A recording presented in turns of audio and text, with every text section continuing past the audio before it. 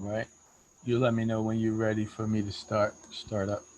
Okay, I'll just do a little introduction here. Welcome to the North Jersey Astronomical Group. This is our July meeting. And tonight we have a very special guest with us, Jabbar Martin, one of our own members here, and he's going to give us a fascinating talk all about astrobiology. And so this is the intersection between biology and astronomy. And so really a fascinating topic. He's going to talk, I'm sure, a little bit about the life in the universe and the possibilities of that. And so without further ado, Jabbar, if you could share your screen with us, we can get started. Okay. All right. Thank you, guys. Welcome, Jabbar. Just a quick introduction. I'm Jabbar Martin and part of NJAG. Thank you guys for accepting me into the group and teaching me, helping me, and I appreciate everything. I've learned so much. Probably been with the group now for about 4 or 5 years now, and learned so much just by joining the group and getting myself abreast to astronomy. And what I do for a living is wastewater collections. So I kind of deal with wastewater microbiology on my daily job. Not to say that I'm an expert on, astrobiology, but I kind of do deal with biology and microbiology on a daily basis. So I try to mix the two with being that I'm an amateur astronomer and I do wastewater. Natural connection. Yeah. So I got interested in, the astrobiological side of things. And then I'm going to just give a quick talk on it. I'm kind of nervous. It's my first time. So if I seem that way, I'll as I go into it, I'll get a little bit used to it, hopefully. Thank you guys for listening and hearing me out. I just first want to say that I think this topic is really philosophical, a lot. I mean, with our modern technology and things that we have going nowadays, it's becoming more science driven, but it's still in the philosophical stages to me, in my opinion, a lot, because we actually we have not found life, extraterrestrial life that we could put our fingers on out there in the universe yet, per se. But we exist. We're living. We're life on the universe. We are an example of astrobiology in the universe. So it's like, if we're here, it's got to be something else there. It's a philosophical question. But I want to share my screen and now and start to go into the presentation a little bit. All right.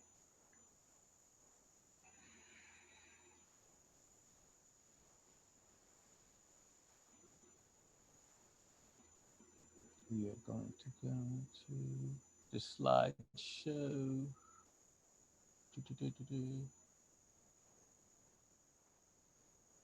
To share, you share. All right. Try just hitting F5. Yeah, I was trying to. Well, you know what? You might already be in show mode. Okay. Try going back again and picking the other window. I think you might have selected the wrong window. I don't know why PowerPoint does that. It's very weird. Hey, I'm looking to see right now. All right, wait. Okay, wait. You are sharing. Forgive me, guys. Trying to.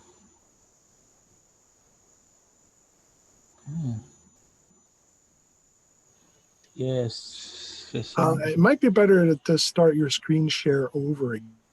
Okay, let me do that again. Should be at the top of your screen. There should be a button that says stop sharing. Right. Okay. Yes, I do see that right there. Okay, stop sharing. Okay. Yeah. So all right. Try it again, but see if you can pick the other window. All right. And here we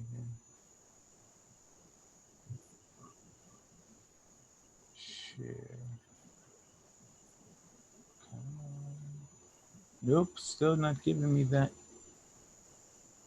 You are sharing. Can you hit your Alt tab?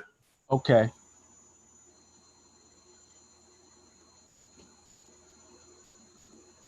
Mm.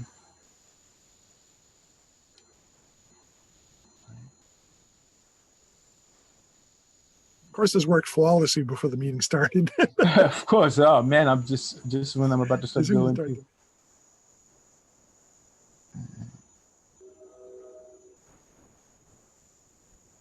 Yeah, it's not. What if you tried right-clicking on slideshow? Maybe that might allow you to do that. Okay. Let's see. Nope. Wait. Wow. No, for some reason it's not letting me do it. Let's try this one more time. Let's come up out of this. Maybe start the presentation before you start the screen share. Yeah, close out PowerPoint and start your presentation, then screen. Okay. All right. Yeah, let's try that. So I think the screen share grabs whatever you have on your desktop. All right.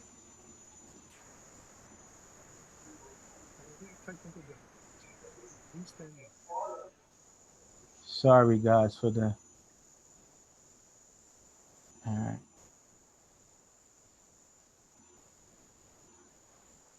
Let's see if this one. No. Nope.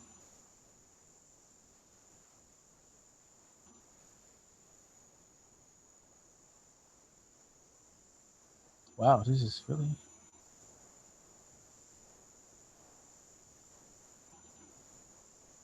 No, we don't want to leave meeting. Don't leave the meeting, Jabbar. Sorry, guys. I just having some. All right. All right. Let's see this one now. Let's try this. Is that it? Is that better? There it goes. Yes, you got it. Good. All right. All right, good. Let's jump right into it. Sorry, guys. A tour of our solar system. And how are you related? Can you guys hear me? Good now? Yep, you're good. Okay, all right. And how are you related to your favorite star? Big eyes for Earth, super telescopes, Earth to target, searching for new worlds and extraterrestrial life, Saturn, the ringed planet, black holes, wormholes, Star Trek dilemma. You guys were showing your Star Trek. Nebula and galaxies. Okay. All right. Searching for new worlds and extraterrestrial life. Are we alone? That's the basis of astrobiology. Like that is, I guess you could say it's a kind of a new field, but not really. It's an old field with a new spin on it. I guess what makes it a new spin now is, you know, the technology and the methods that we have now to to look for this possibly life, biology, microbes, whatever type of right now we can only go on our type of life. This is what we got to go by, that example life that we have, our life. And you know what, we really don't even know the beginnings of our own life, how we really got started on the earth. That's still like in question. So we have to first define what that is, and then to some type of way, and then try to look for that out in the universe as we're discovering new planets and stuff like that, signatures of that what, you know, whatever life is, which is hard to really define and pin down out there in the universe. You know, are we alone? Question. So, you know, again, we have popular UF culture. These are some little icons here that'll pop up on the screen. You can see on the screen, alien abductions, funny little icons, saucer rides, strange creatures. This is just the popularity of the UFO culture, you know, on TV and stuff like that, and movies and stuff like that. So we're and it pervades our culture. It's a question that probably one of the most important questions that we really want to know. You know, what is there any other life out there? You know, is this somewhere else in the universe? And we're seeking to find that. Hey there, already here. So this solar system here is not to scale, you know. Just a basic schematic of our solar system: Mercury, Venus, Earth, Mars, asteroids, Jupiter, Saturn, Uranus, Neptune, Kepler, the Kuiper Belt, Pluto, the Kuiper Belt objects back there. The rocky planets are in the front, and the gas giants out in the back.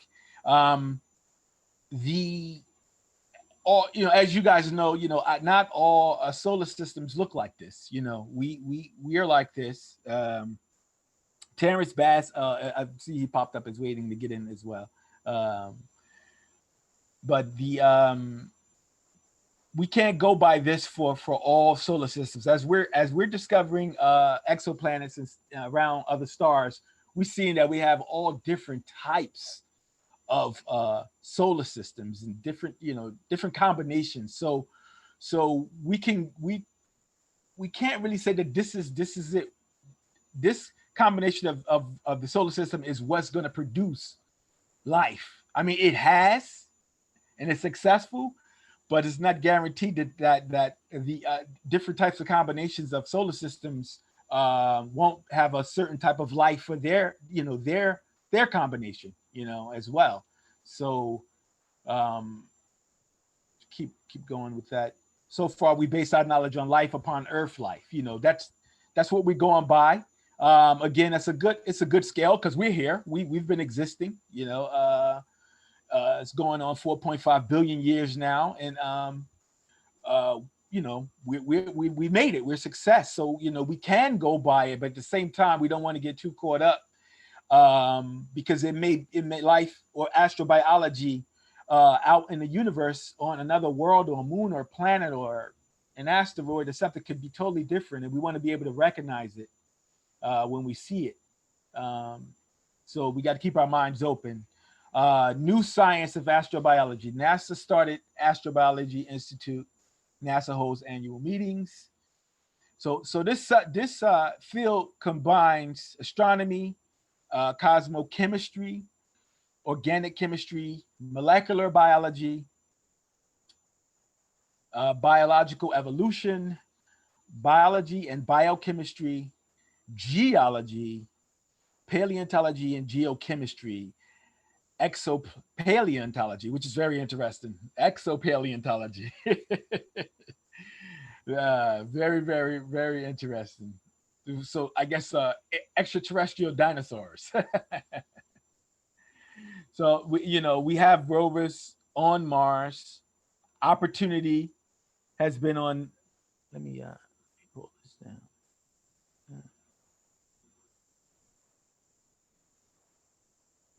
I want you. Missing my. I want to try to move this thing. Okay, no, it's not going to work. I don't want to mess up. Opportunity has been on Mars, but there's no life detected yet. Curiosity is a robot geologist also on Mars. So we have robots actually on Mars, which is our neighboring planet, a rocky planet. Different composition. It was determined that was water on Mars a long time ago. Which is not there now, but it did have water, so it could be water still like on the subsurface, or like they said, locked in the poles. So it could be some type of life still there. So there, you know, but we haven't found it yet. We're still searching for that. There was a Martian meteorite found in Antarctica, ALH 84001, 0, carbonite globules. So they had it was like they found it blasted off Mars 15 million years ago, landed in Antarctica 13,000 years ago, found in 1984. It has like fossils, which they assumed was fossils, Martian fossils, but some type of a fossilized organic compounds. So again, we don't know, you know, we don't know if this was truly organic life, but it's those, you know, those fossilizations of it. It's pretty much looking like that it was something like that at one point. So biomorphs is found on meteorites traced to Mars that have been posed as evidence that life has once existed on the red planet. Like I said, it's all philosophical in a way, speculation. We're still to be determined, but this stuff is interesting. That, you know, that you find this meteorite and it has possibly, you know, organic compounds in it. Which looks like our type of life. And it begs the question, are we Martians? Like, did this happen? Did Mars create us, or were we once existing on Mars? Like the foundations of our life, did it start on Mars and then transfer to Earth some kind of way in the past? So that's a question also, a very speculative question. Dr. Richard Hoover, NASA scientist, has discovered microfossils similar to cyanobacteria and carbonation meteorites. That's March 2011. That was the fossilized bacteria lived in the parent bodies of these meteors, comets, moons, and other astrobodies. So we see that these bacteria possibly could be on comets, moons, and other astral bodies in the universe. So these bacteria can live in extreme conditions, or which we may consider extreme conditions, but they possibly could have lived, and there's evidence in there, and been shot out and spread out throughout our solar system. You know, implications that life are everywhere, that life on Earth may have come from other planets. Panspermia. So that's the seeding of the cosmos. That's the panspermia hypothesis. It is conceivable that microorganisms could be transported over long distances in space inside natural vehicles such as molecular clouds, comets, or meteors. Proceedings of the 5th International Conference on Bioastronomy. Organisms that inhabit Earth's extremes, like you know, we have the Yellowstone National Park, you know, calderas. It's actually this is like volcanic lake, you know, caldera lakes and stuff. But it's microorganisms that actually can live in this. An extreme environment. They're extremophile microorganisms that they can exist in this type of conditions. So if they can exist in this conditions on Earth, it's conditions like this on other planets, it'd be perfect for them. Like this could be a thing that is common, you know, on other planets and out in the universe. Deep sea hydrothermal vents ecosystems could have fostered life on this planet. You know, that's like a hypothesis. Not photosynthesis as on the structure, but chemosynthesis. Bacteria that love to be around these type of conditions, hydrothermal vents, volcanic, you know, going into the sea with a bunch of chemicals. They can actually eat these chemicals and survive. Chemosynthesis. Bacteria get energy from chemical reactions. Eyeless shrimp. giant tube worms. This stuff exists around these hydrothermal vents, and they can survive. Now, they're extreme, what we consider extreme, it's comfortable for them. So it begs the question. Apollo 12 retrieval of Surveyor 3 camera. Though this was interesting when I actually read that. This is something I didn't know. But Apollo 12 landed near Surveyor.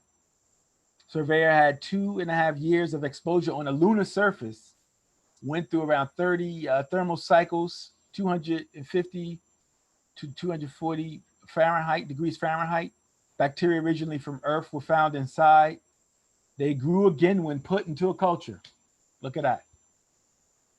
Amazing. So very, very hardy, you know, like so you don't they can, if this shows that this can happen. So bacteria and different microbes could possibly live in outer space on these bodies and hibernate, and then when you bring them back to Earth or put them in a culture or something, and they wake up again, you know. So is this what happened to us? This is how we got here. You know, it begs the question. Life has a stubborn tenacity. Subsurface lake. Look, Williams. I'm sorry if I'm butchering that word. West Antarctica. Lake is 1/2 mile under ice, carefully drilled to prevent contamination. Water found to be teeming with life under the ice. 1/2 mile under the ice in Antarctica, there's life there, which you would think that it would be nothing there because it's so cold. But 1/2 mile down, water is teeming with life. There are conditions like that possibly could be on other moons. And if you drill down this, could you possibly find life on those moons as well? With those same type of conditions, 130,000 living cells per liter of water.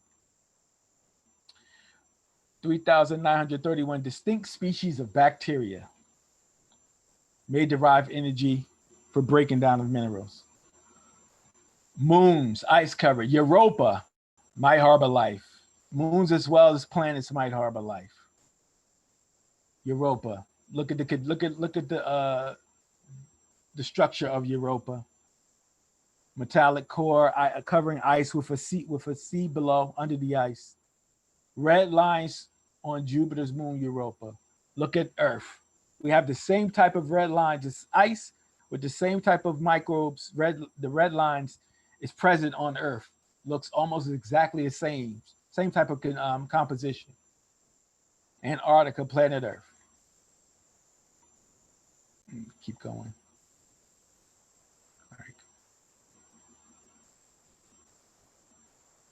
All right, Lake Country Titan style. This is the surface of Titan now. Raining liquid methane, 288 degrees Fahrenheit. Could life use liquid methane instead of water as a medium? It could be a methane life. That could be their type of water. That like water, water. Our kind of life started, we presume it started with water, in water. It could be methane for them. That could be their type of life, or their type of astrobiology could be, they like methane. They could create their chemical compounds to get energy from methane. Meteor showers. About 100,000 tons of cosmic dust fall upon Earth each year, 274 tons per day. Chronological studies, Antarctic ice have shown that this amount has remained essentially constant over the past 30,000 years.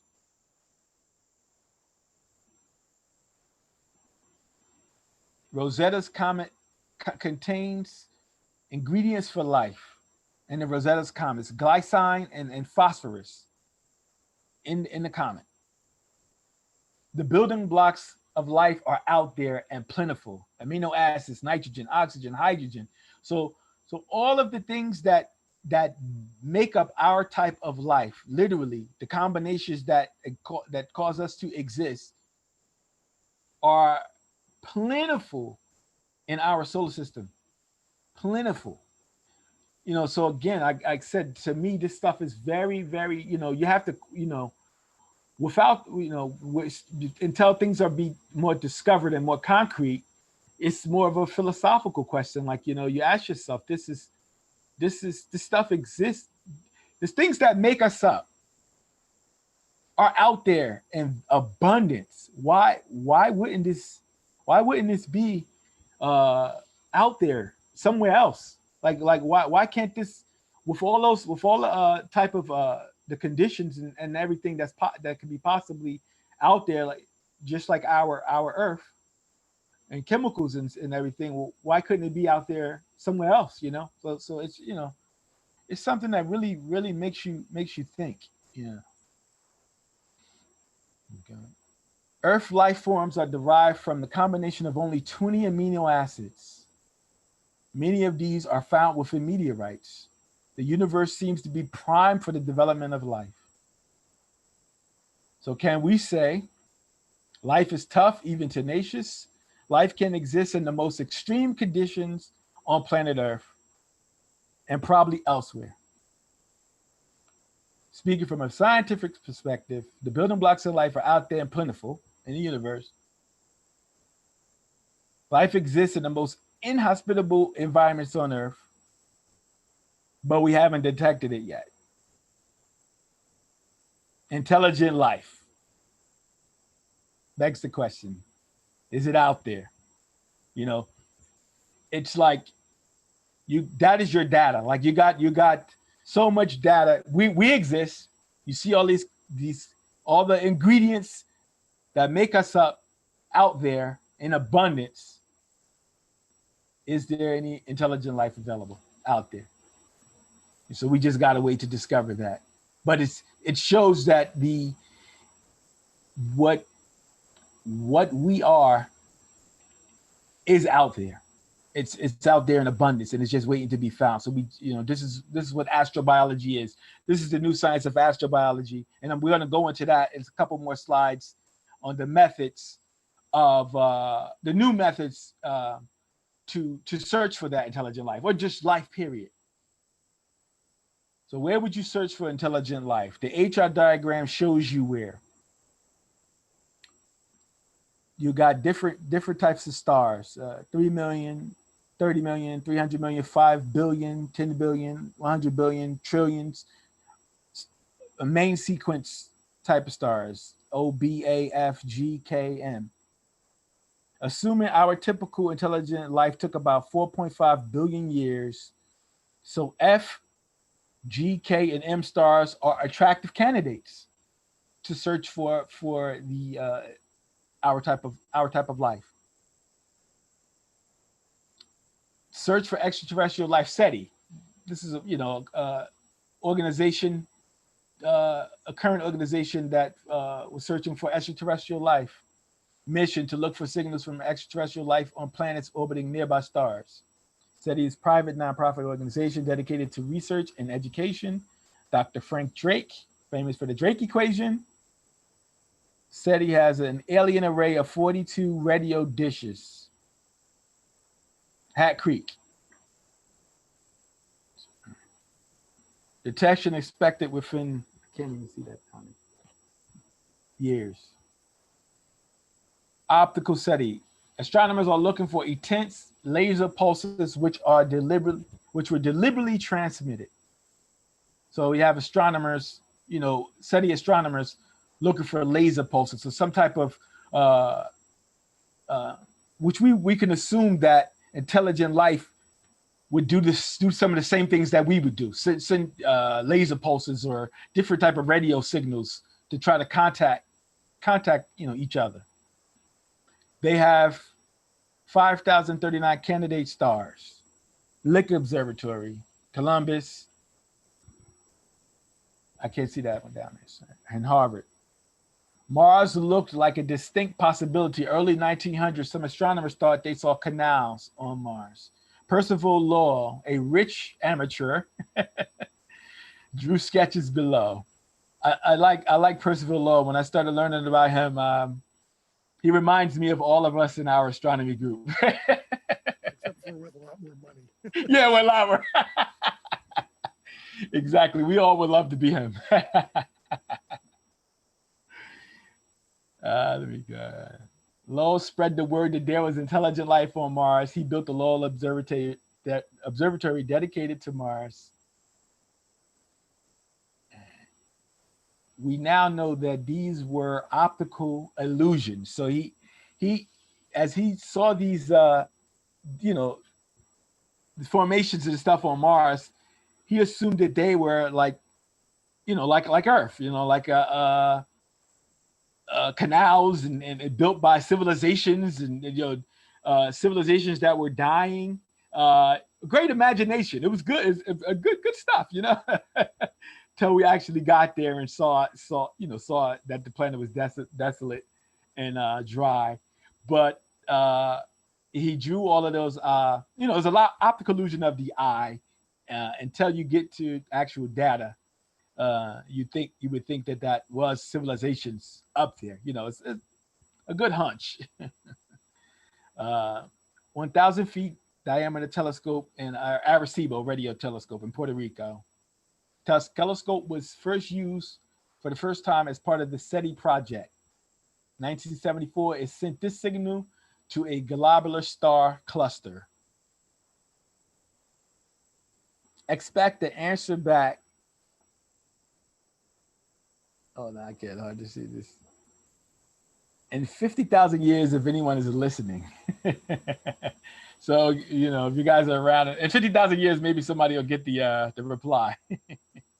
Our sun is one of 400 billion stars in our galaxy. Our galaxy is one of 200 billion galaxies in the universe. Okay, so now we're talking about the size of galaxies in our universe, just in our galaxy. It would be the height approximation to think that we're the only living thing in this universe. Werner von Braun. Galaxies. So how do we find new worlds? Typical galaxy, 400 billion stars. That's a typical 400 billion stars, typical galaxy. 100,000 to 200,000 light years wide.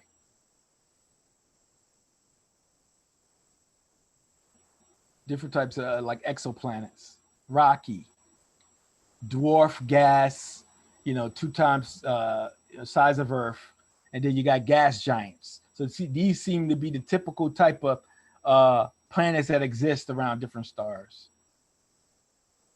Methods for detecting these exoplanets. Wobble method. Observe small regular wobbles of the star. Photometry. See slight dimming of the star as a planet passes in front of it. Microlensing, gravitational lensing of a star's light by a planet passing in front of it. Nulling interferometry. We eliminate the star's glare and image a planet directly. Direct imaging, taking direct photos of planets. These are some methods. This is what makes astrobiology modern. We now have methods to try to find exoplanets and see their if there's signatures of life on these exoplanets. All right, this has nothing to do. I'm gonna go into the next presentation now.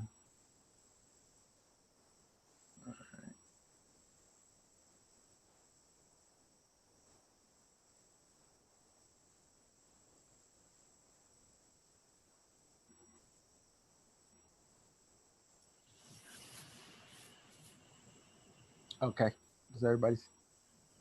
Yep. Right here. Go back into it. All right, come on. Share. All right. Methods. Okay, we did that already. Let me go back. Sorry, guys. Okay. The spectrograph, a tool to discover the elements of a star, also its wobble. So these are some of the ways. This is the wobble method. This is the spectrograph is one of the ways that a technology that they use for the wobble method. The absorption line spectrum. Spectrograph like a prism. Center of rotation, the wobble method, excuse me.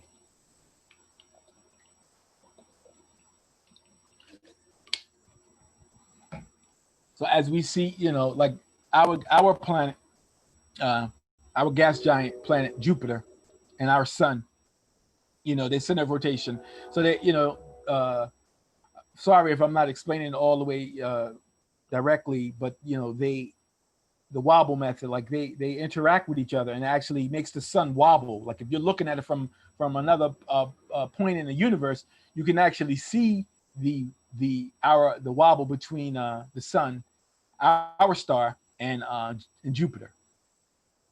So as we can see that in other solar systems.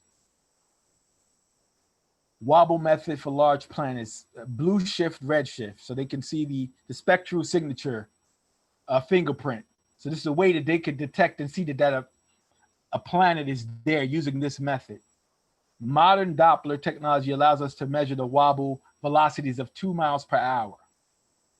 Requires plane of sight orbit though, close to our line of sight. We have to be looking at it from a certain angle to measure this wobble. Looking for the first exoplanet, Jeffrey W. Marcy, very famous astronomer, University of California, Berkeley. 3-year no shift. Jupiter's 12-year orbit, 3-year blue shift, 3-year red shift star, 3-year no shift. Then all of a sudden, the first exoplanet was found, 51 Pegasi, found by Coulos and Mayer at the French Observatory. Rats. 51 Peg, the first discovered first planet discovered with the wobble method. 60% the size of Jupiter. That planet, it was a gigantic, hot Jupiter that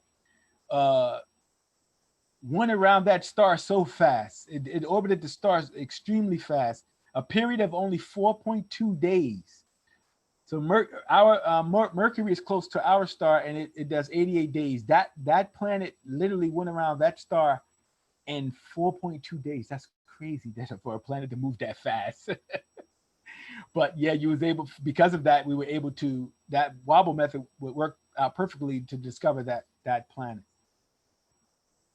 Hot Jupiter is what it's called.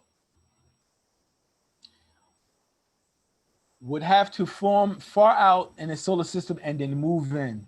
They assume that, you know, it was out far, like, you know, because, you know, when planets form, the gas giants, you know, usually out really far and past the ice line.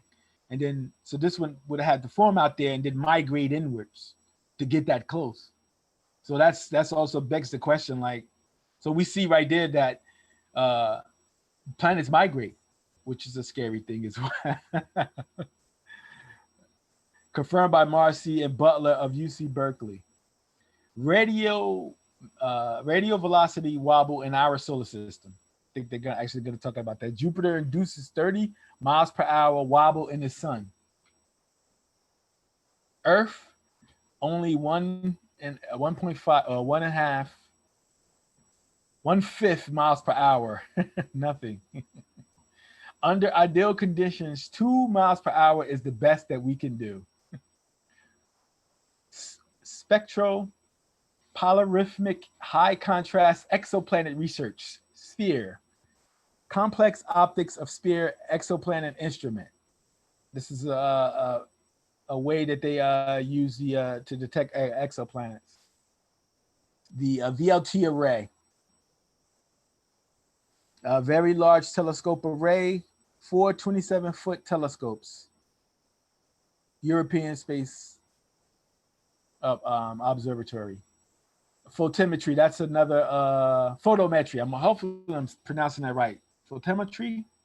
Photometry. Photometry, that's it. Thank you. another method to discover planets, exoplanets, excuse me.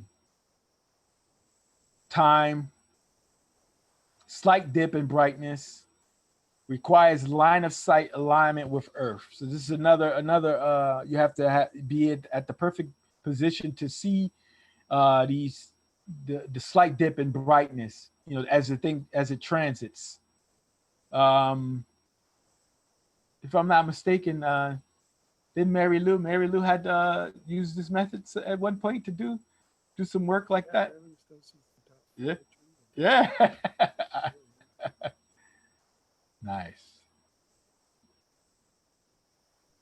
Recorded by amateur astronomer Bruce L. Gary in Arizona using a 14-inch telescope in a CCD camera. Star HD 209458, an artist concept. A Jupiter-sized planet orbited star. Can't see that word. 3.5, right. The planet obscures about 1.7% of the star's disk. Transit lasts 2.5 hours. Kepler Telescope-Photometer. So that's some of the inside of the photometer: sunshade, Schmidt corrector, focal plane detectors, primary mirror. So that's our Kepler telescope, our famous Kepler telescopes, which has been giving us so much, you know, so much knowledge and information and gorgeous pictures of the universe. Wide field for lots of stars, 15-inch diameter field, monitor 150,000 stars at once. Large to get enough light, aperture 37.4 inches. Built for use in space, no atmosphere to mass small transits. Launched March 2009, operational May 2009. Kepler field of view. Known planets by size.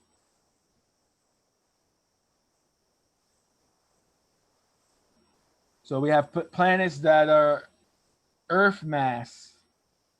You know, we have planets like Neptune mass, Saturn's mass, Jupiter mass. Estimate the relative number of planets by various sizes. Only 23% of planets are larger than Earth size. So for the most part, we're seeing, you know, a lot of like Earth, or what could be like Earth mass type planets. Kepler, this is the latest results. Kepler 452b, Earth-sized planet in the Goldilocks zone. Kepler's small habitable zone planets. Rogue planets exist without stars. So we even have rogue planets that sit out there just in the middle of interstellar space without, that doesn't even have a parent star to orbit. They're sitting out there. Life could be there. Who knows? You know what? It may. They could inhabit life. You could have some microbes or different things that on those planets that love that type of condition or that type of thing without a star. New Mexico exoplanet spectroscopy survey instrument star. So this is one of the methods of to discover another planet. The atmospheres of planets. Gravitational microlensing. This is just going to a little bit of this method. Proper distance. Planet of sufficient mass passes precisely between Earth and the star. Planet's gravity acts as a lens. As you can see, then the planet will get right in front of that star. And as we're looking at it, of course, you got to be looking at it at a proper distance and line of sight. Star appears to brighten for a short period. Then it goes back down again. Requires precise alignment at proper distance, making this technique of limited value. System of planets like our own solar system has been discovered using gravitational microlensing. Brightness variations of two planets are similar to Jupiter and Saturn of our own solar system. Nulling interferometry, billion times brighter, glare obscures planet. Essentially an optical method of subtracting the star's light. Planet visible, nulling interferometry is very difficult at optical wavelengths. The large binocular telescope Mount Graham, Arizona, features two 28-foot mirrors equivalent to 39-foot aperture. Direct imaging, this is another way to discover planets. Direct imaging, a useful complement to older methods, characterize a planet's atmosphere with spectroscopy, determine temperature, composition, and gravity, and formation history. Gemini Planet Imager, GPI, can resolve light from an exoplanet. Beta Pictoris B orbits a host star from a distance 25% greater than Saturn's orbit around the sun. GPI on the Gemini South Telescope in Chile. GPI covers the parent star with a chronograph, blocks most of its glaring light while using adaptive optics, dozens imaged so far. Project 1640 provided direct image of 4 planets around star HR 8799 using that method. 16.7-foot Hale telescope, Mount Palomar, California. Giant planet found by direct imaging. 10 times the mass of Jupiter, orbits a dim M-class star. Keck astronomers photographed this gas giant 155 light years away. Discovering planets around red dwarf stars, once thought improbable, an artist's concept. Neptune-sized planet orbiting Gliese, 436, 3 million miles from star. Planets orbiting the red dwarf star Gliese 581. Nearest extrasolar planet to Earth. Orbits the sun-like star Epsilon Eridani, 10.5 light years from Earth. A Jupiter-sized planet, 1.5 Jupiter mass. Orbital period, 6.9 years. And this is one of the nearest planets to us. Kepler 186f. The artist concept depicts Kepler 186f, the first validated Earth-sized planet. Kepler 78b. Orbit star very close, 8.5 hours, making it too hot to support life.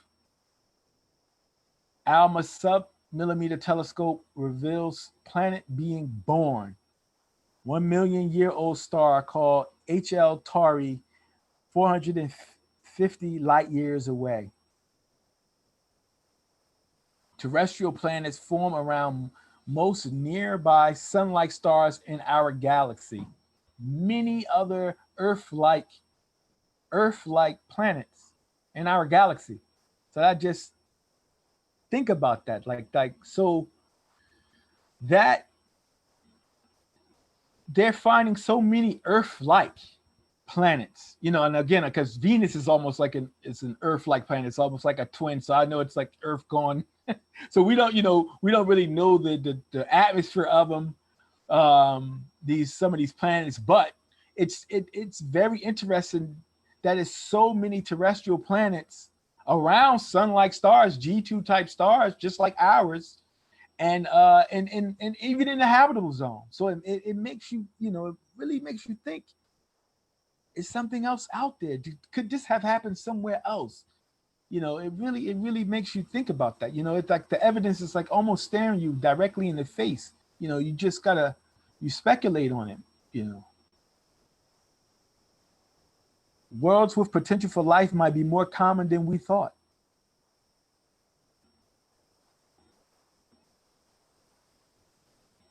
Travel as we know it is tough. Alpha Centauri, 4.4 light years away. and that's the closest.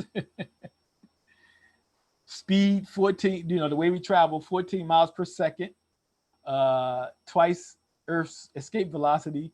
Time required 60,000 years. So it would take us at this speed 60,000 years to reach Alpha Centauri, which is 4.5 light years away. This is the closest. So you must sustain life through 2,500 generations. Conversations are tough. Like to go out for pizza tonight? Sure, but tonight was 100,000 years ago, as the plane goes. 100 billion years later, for 100 million civilizations in the galaxy, the average distance between them would be 150 light years. Two-way communication, just to talk back and forth, would take 300 years at least.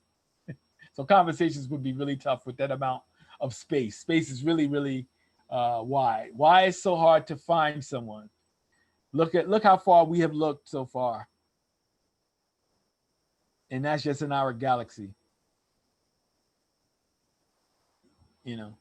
We haven't even really started searching yet. Our own galaxy, look at this.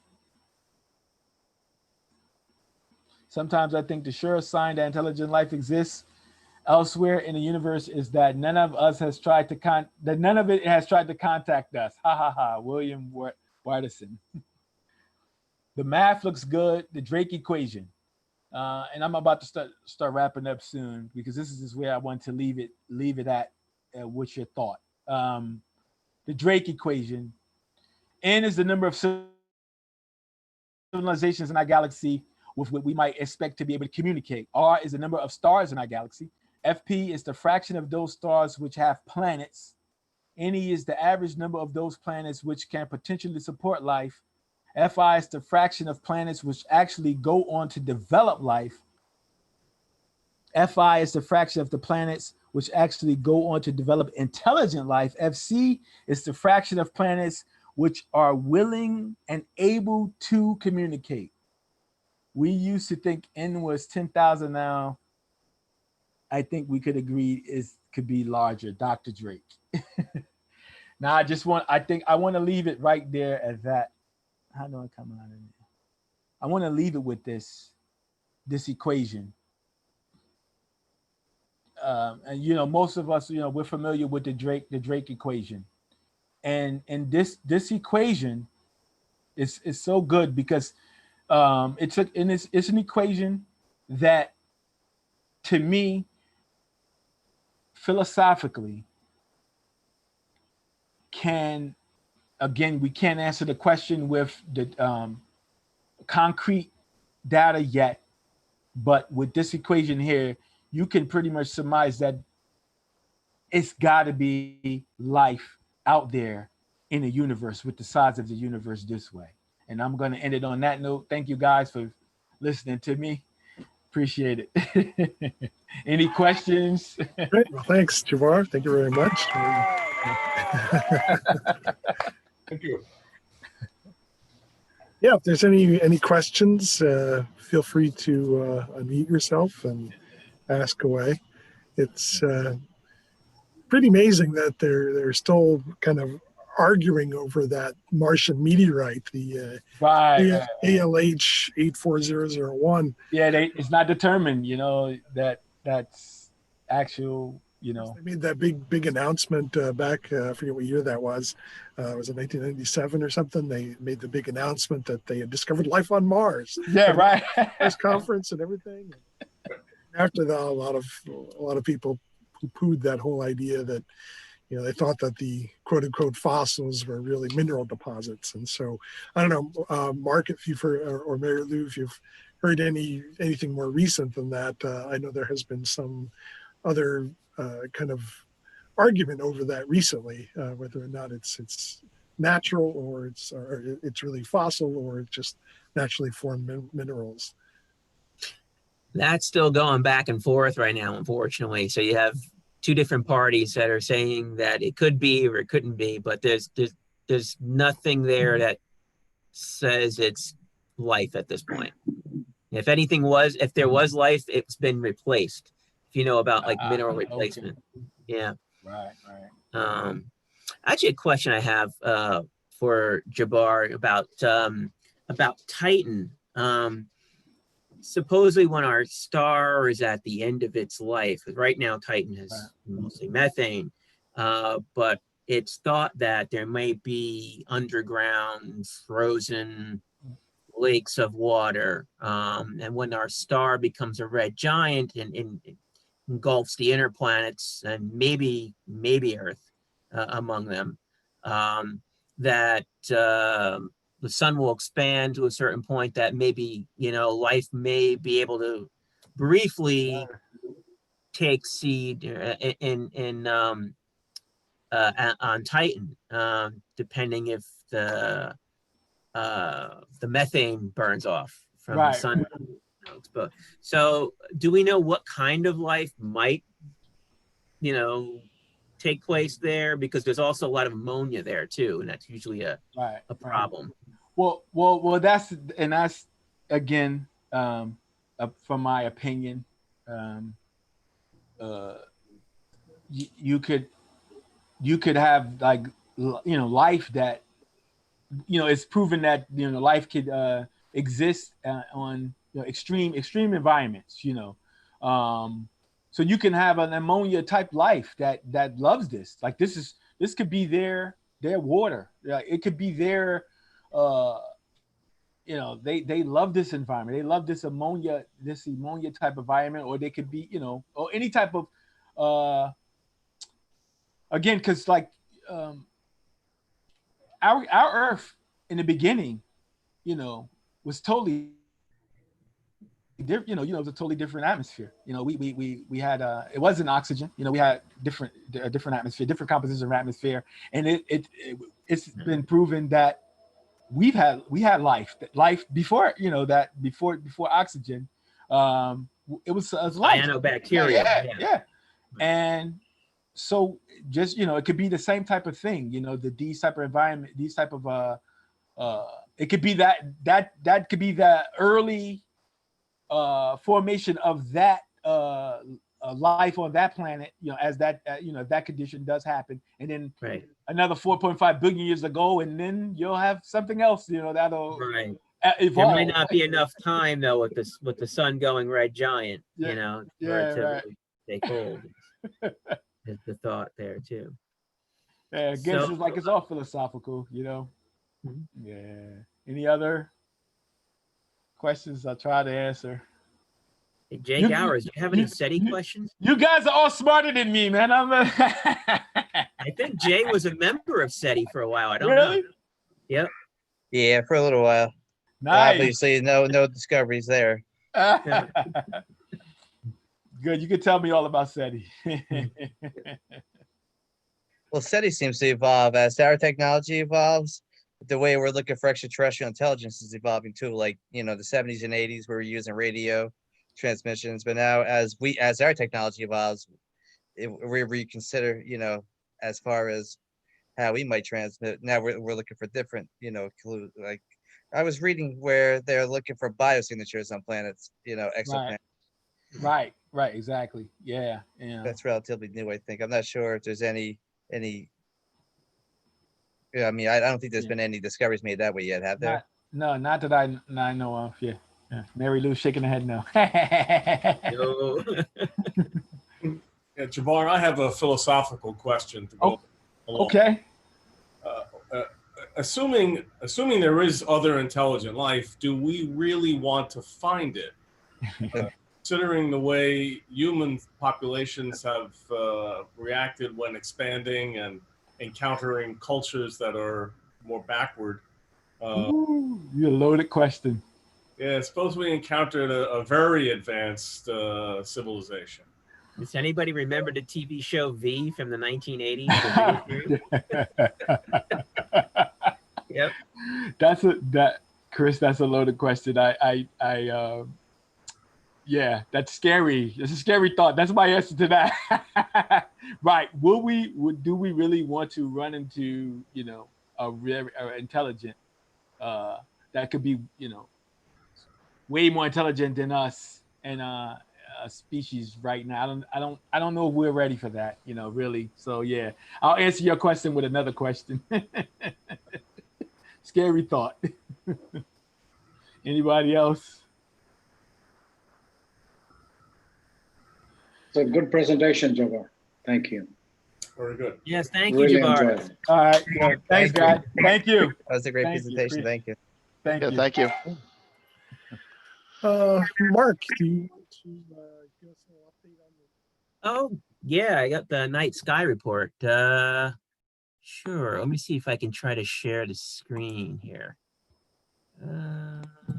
Just bear with me a second.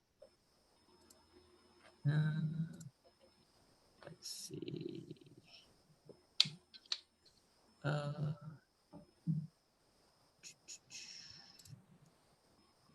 Can you hear me now? Yep. Yep. Okay. Let me see if I can. There we go. How do I move?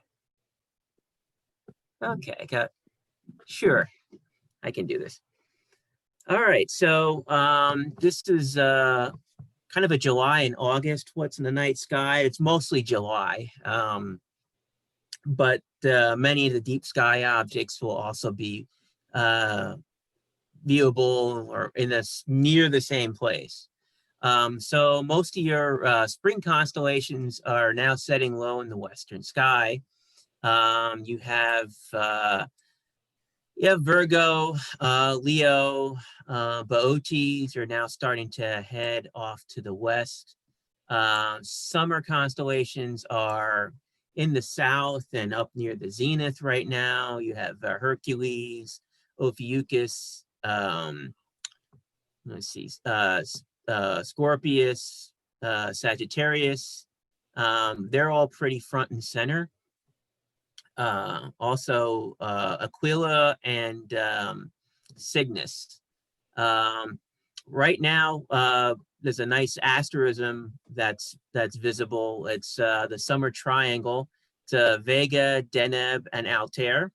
So if you guys can see my cursor, I think you can. So Vega is right near, almost near the zenith here, right in Lyra. Deneb is right at the tail of the Swan and Cygnus. And Altair is right at the head of Aquila the Eagle here. So it makes this nice little asterism here. So that will be, that asterism will be with us throughout the summer and way into the fall too. But you'll see that across the sky. Your early autumn constellations are rising in the east, Pegasus, Aquarius, depending how late you stay up, even Cassiopeia, very late at night, after midnight, you'll start to see it. But the Milky Way, if you're at a dark sky site, the Milky Way will span almost north to south, with the galactic bulge down towards the south. So we have the March of planets now. So we have bright planets in July. Saturn and Jupiter have now, they will reach opposition, which is basically they'll, when the sun rises, sun sets rather, they will rise.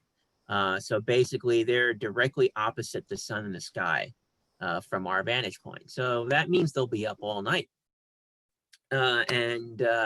So planet season has begun, yay. So, basically this is, if you're looking in the south, you'll see the teapot of Sagittarius, and Jupiter won't move all that much, and neither will Saturn, but they're both right in between Sagittarius and Capricornus. Mars is still an early morning object. It's in Pisces. Uranus is in Aries, and Neptune is in Aquarius, and they're still early morning. You got to stay up late at night. So as far as what the moon's going to visit, so the moon will be nearby Mars on July 11th and 12th. That'll be in the southeast sky, and it's kind of the pre-dawn hour, so you'll already be past astronomical twilight. July 15th, you'll have waning crescent moon, kind of close to Venus. And July 16th to the 18th, you have a heavily waning crescent moon going next to Aldebaran, Venus, and Mercury. If you have a really good eastern horizon, you'll be able to see Mercury, but it's really, really tough. Maybe if Terrence knows, he's just been to Eagle Rock, you might be able to see it there if you have that kind of horizon.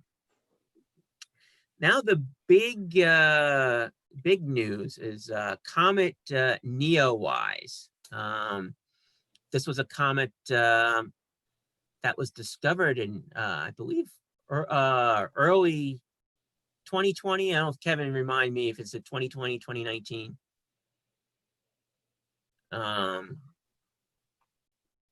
Mute. Yeah, there you go. Can you hear me? He's muted. There he is. Okay. Yeah, I think it was the end of March that they discovered it, so it's relatively recent. Relatively, so it's a newcomer, and so I'm assuming, I haven't been able to look up Neowise. I'm sure that they're one of those near Earth object hunting type observatories.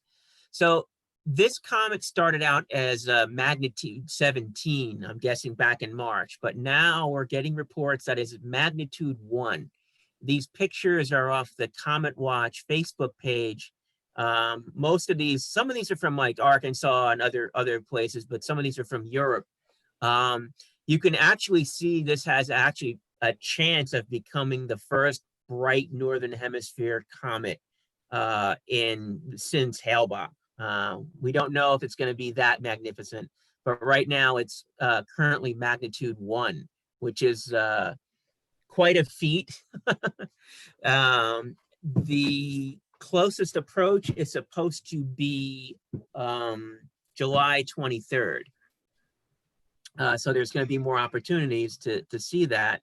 The only problem for us is we are blanketed in clouds at the moment. This is another picture. This is again from the Comet Watch group. This is someone from Bavaria, Germany. And you can see this was the most recent picture. This was this morning. And you can see how long this tail is extending even at this point. Now, this is a photograph. So this is 18-second exposure according to this. So, but that even said, that's pretty impressive. So at very least, it's a binocular object, but you probably, if you have a good sky and a good horizon, you can see it naked eye. Right now, it's in the morning sky. And it's not really visible in the evening sky yet, but that will change shortly. I put up, the moon calendar just so for reference here. July 23rd is here, week and a half, almost 2 weeks from now, almost. And you can see the moon will be waning heavily by that point. So this is the northeastern sky right now, July 3rd, July 5th, July 10th, and it's kind of peaking at this point between July 10th and 15th in the northern sky, but it's only just shy of 10 degrees above the horizon. So that's really low. However, in the evening sky, this just so happens to be after July 10th, it starts to become visible in the evening sky and starts climbing much higher up. By July 25th, it's 30 degrees above the horizon. So that is actually promising. Let's see if the brightness holds and it gets higher up in the sky. Even if the brightness fades a little bit, we have a shot of looking at the first good comet in a very long time. I hope it doesn't do something crazy and disintegrate because I said that, but let's see here. So here's another map of the morning sky. You can see it's right near Auriga, the charioteer, and it's kind of moving, towards the north It's right now it's in northeast. It's kind of moving towards the north. And this is before the sun rises, so the sun would be down below the screen here. Again, so here's another example in the western sky. Again, it's very close to the sun right now. Here we are, July 7th, 8th. So even after the sun sets right now, it's not really quite visible. But if you start getting up towards, July 10th, 11th to the 15th, you might start being able to see it above the western horizon. And again, the moon will only just get better in the evening sky. The moon won't even be there. As far as deep sky objects, summer is really good given sky conditions. So you still have the Coma Virgo cluster of galaxies down over here in the west. You want to look at that first. You have M81 and M82 over here. You want to get that early in the night because the dipper will start to skim the trees, and at that point it'll be pretty low. M51 will be the Whirlpool galaxy, still quite high in the early evening. Near the zenith, you have in Hercules M13, right by the armpit of Hercules, and in right where his head would be M92. The Ring and Dumbbell nebulas are now becoming quite viewable. The Ring in Lyra and the Dumbbell just below Alberio in Cygnus. Also in Cygnus, if you had a dark sky, you can try to look for the Veil Nebula. That's a supernova remnant. And that's a really cool object because you can't, most telescopes, you can't fit the whole veil